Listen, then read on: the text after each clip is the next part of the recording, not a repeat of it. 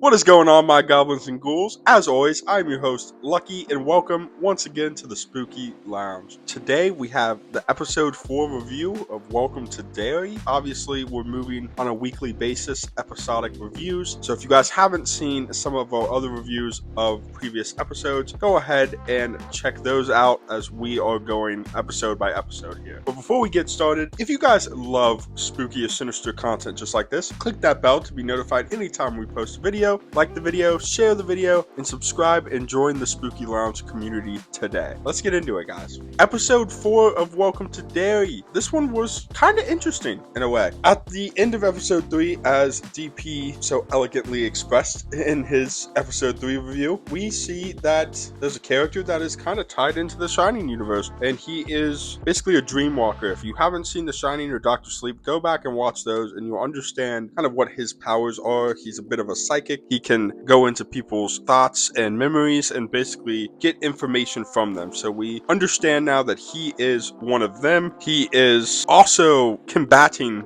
Pennywise basically in his own head in episode 4. That was kind of an interesting back and forth throughout this episode. That was fun to watch as a fan of The Shining and as a true fan of it and Welcome to Derry. We don't see a whole lot of Pennywise in episode 4. Obviously, they showed the pictures of the graveyard from episode 3 to the sheriff, which is Sheriff Bowers. He doesn't really buy it, right? He thinks that everything is just kind of hearsay, BS, if you will. So, of course, Sheriff Bowers does not buy what the kids are selling with these pictures of the graveyard. He still believes that the father that was at the theater in episode 1 is guilty. He's still battling against the law in the small town of Derry as we pick up in episode 4. Overall thoughts of episode 4 are kind of quite simple. Some of the backstory and key things were interesting to see, as we see one of my favorite characters, Will, go fishing with his dad, and he gets attacked by his dad that looks like he just survived a plane crash, which is something that Will goes on to express that he had nightmares about growing up. He was terrified of his dad dying or being severely burned in a plane crash, and he's attacked by him from underneath the water while he's fishing with his father. And those kinds of effects throughout this episode were really, really cool. Now, the stuff that I didn't love when we talk about episode 4 is, once again, kind of goes back to what I said all the way in episode 1, where Welcome to Derry, along with the franchise as a whole, relies heavily on CGI. Some of the CGI was kind of tough to look at least in my opinion, right? Everybody is entitled to their own thoughts. The best opinion is your opinion on the show. So I always tell people to form your own thoughts and opinions. I'm not a big CGI person. I try to stay away from as much CGI as possible. It's just really not my thing, but I also understand that to make Pennywise an alien evil clown that eats children work, you're going to have to use some CGI. When Lily's friend gets the snail eyes that are super colorful and big, it just kind of looks a little wonky and not completely correct, as well as some of the scenes when they're doing flashbacks to when Pennywise first arrived in Derry. It had some really unique scenes of the natives interacting with the monster, but also some really piss poor CGI in terms of how stretchy the monster is and how kind of bad he looks from time to time. Totality of this episode, I'm going to go ahead and give it a 3 out of 5 knives. I feel like some of the story was pretty good. We're moving along. We see that Grogan is about to get sent to Shawshank, which is going to be an interesting kind of backdrop story throughout the show. How do we manage to get Grogan out of prison, right? We know he's innocent. We finally know what really happened that night. I'm interested to see Will's father interact with